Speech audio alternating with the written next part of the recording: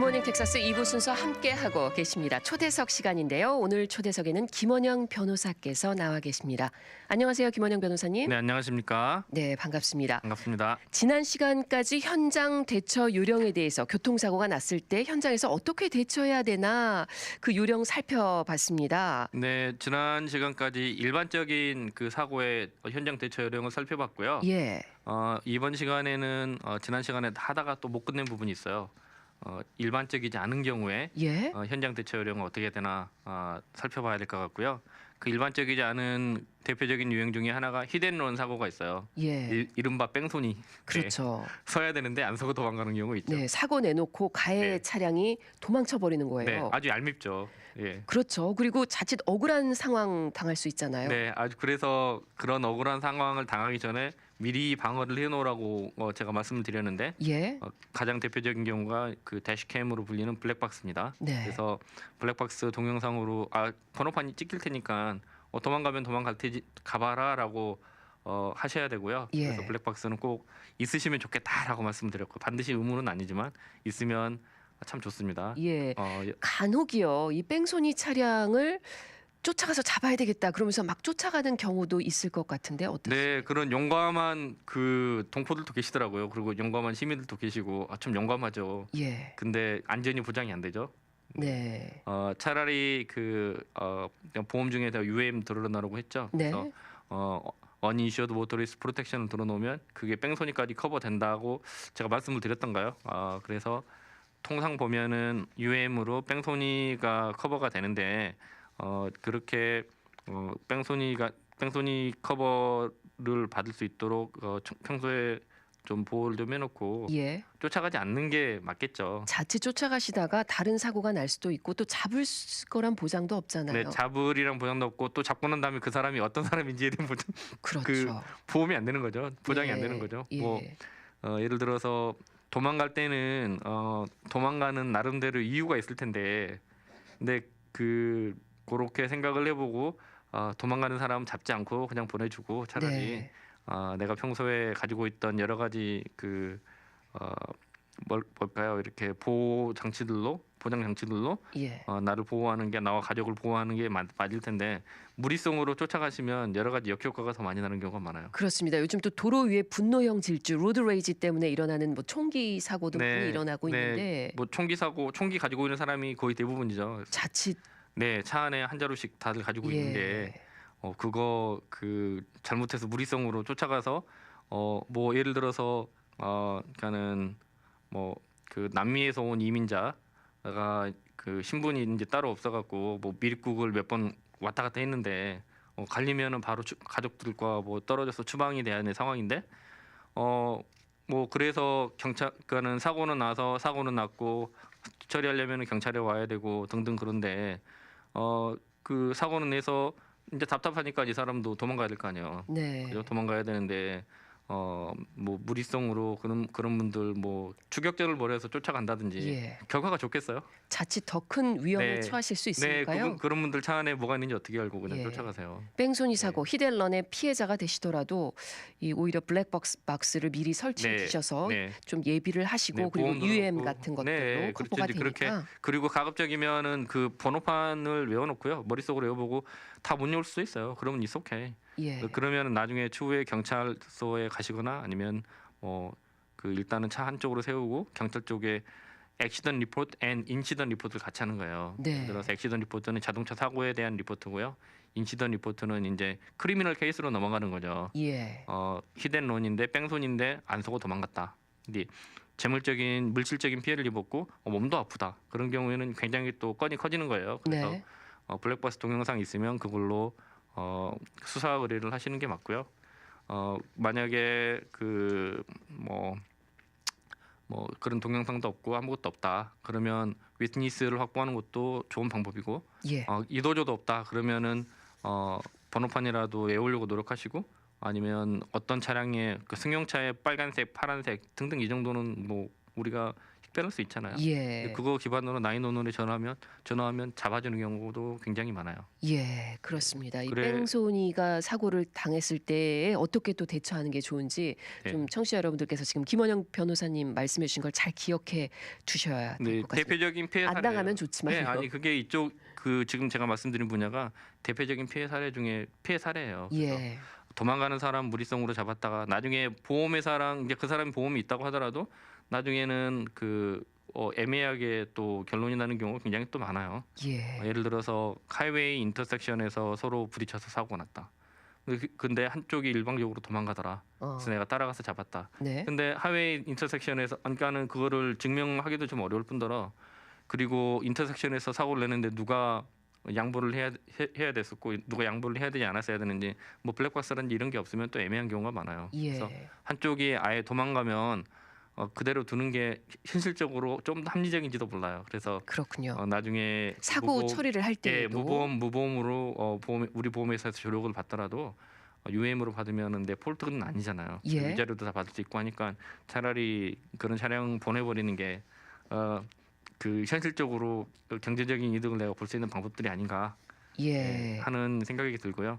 애매모호한 경우죠. 네. 조금 애매모호한 경우인데 무엇보다 말씀 들으니까 블랙박스와 UM이 중요하다 이런 생각이 드는데요. 네, 제가 누누이 말씀드리지만 아무리 강조해도 지나치지 않은 것 같습니다. 알겠습니다. 특히 본인이 생각했을 때 난 미국 사례 미국 주류 백인들하고 거의 동격이야라고 생각하시는 분 아니면 가급적이면은 블랙박스 블랙박스 차량에 설치하시고 또 가족들에게 또 꼭 하나씩 이렇게 또 어린 자녀들이 운전을 하거나 예. 아니면 나의 배우자가 운전을 하는 경우 연로하신 부모님들이 계신 경우 이런 경우에는 꼭 그분들 보호를 해주시는 게 여러모로 좋을 것 같아요. 예. 아무리 제가 3시간에 걸쳐서 지금 그 현장 대처 요령 이렇게 이야기를 해주고 있는데요.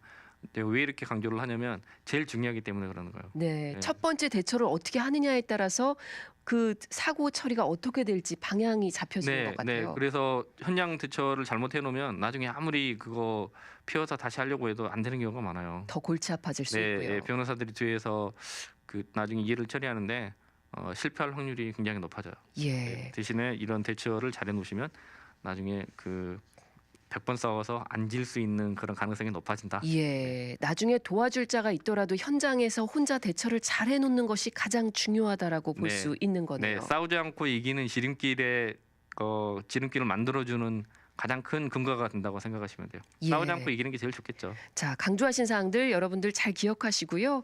이 블랙박스 설치와 또 UM이라든지 또 PIP인가요? 보험 상품에서 꼭 확인해 보시기 바랍니다. 자, 오늘은요.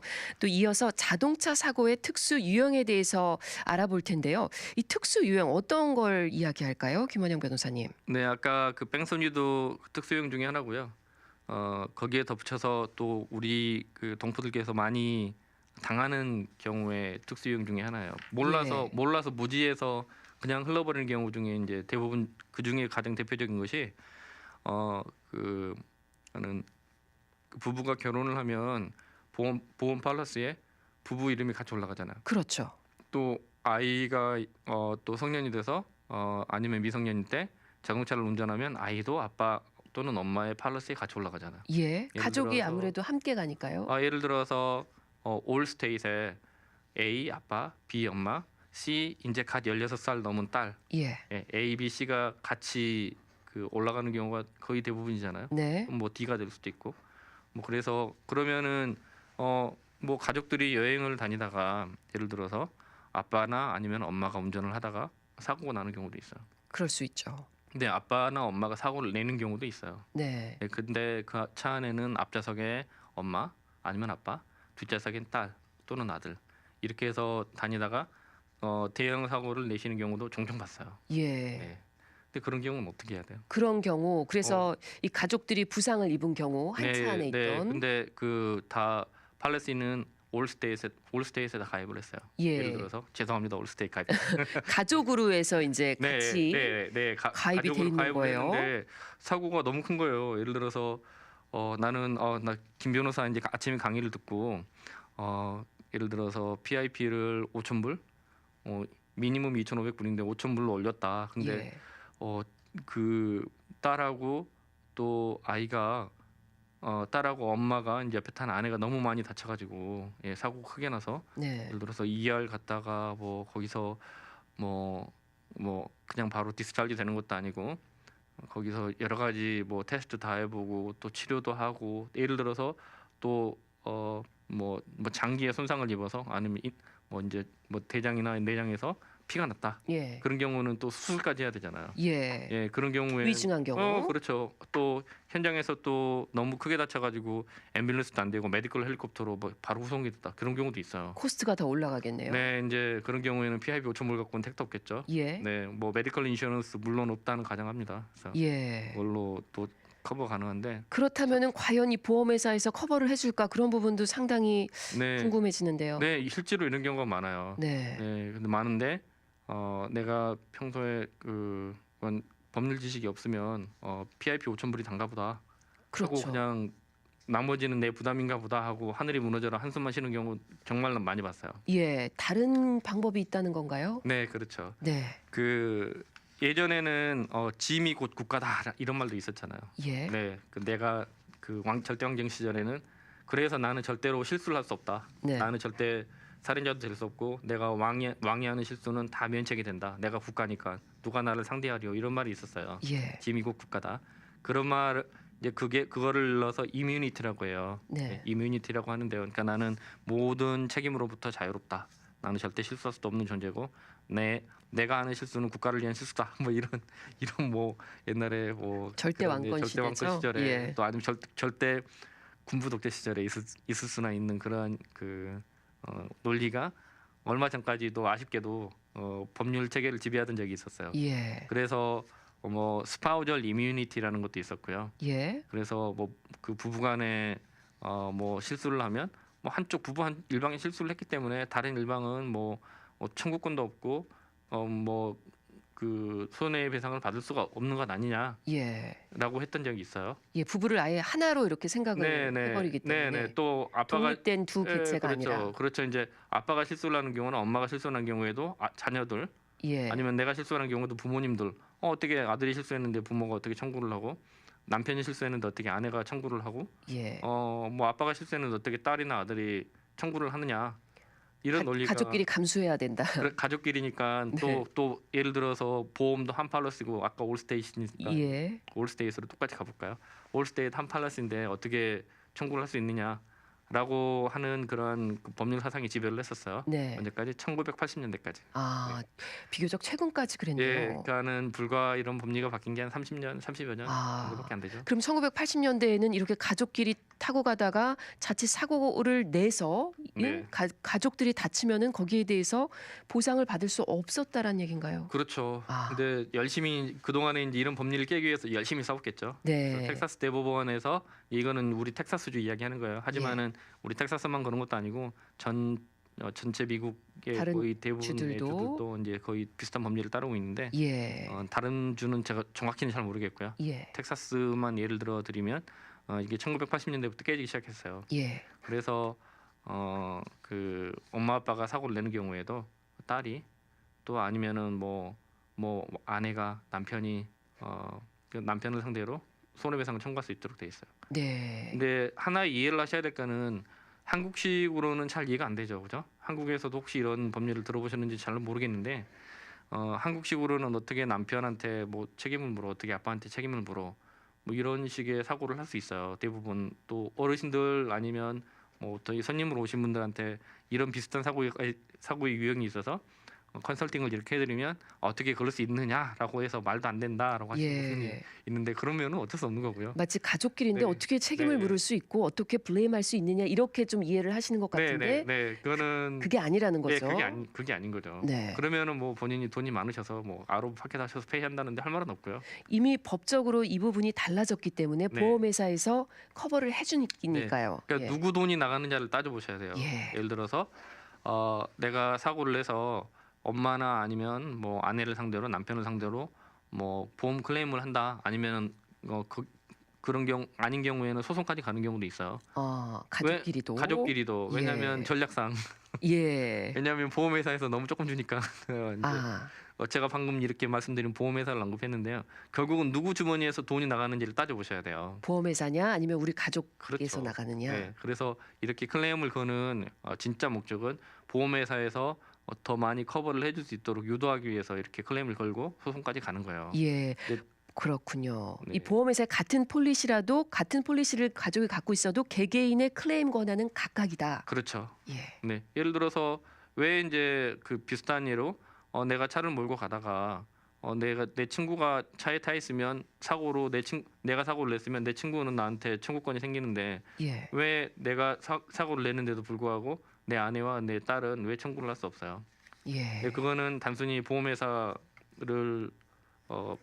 배를 불려주기 위한 그러한 단순 뭐라 그럴까 이렇게 변명에 불과하겠죠. 예. 그래서 이거는 불합리하게 차별 대우를 받는 거기 때문에 이제 이런 그 보험회사의 방어 논리들이 하나씩 다 무너지기 시작한 거예요. 그렇군요. 네. 이 소비자로서는 상당히 좋은 소식이네요.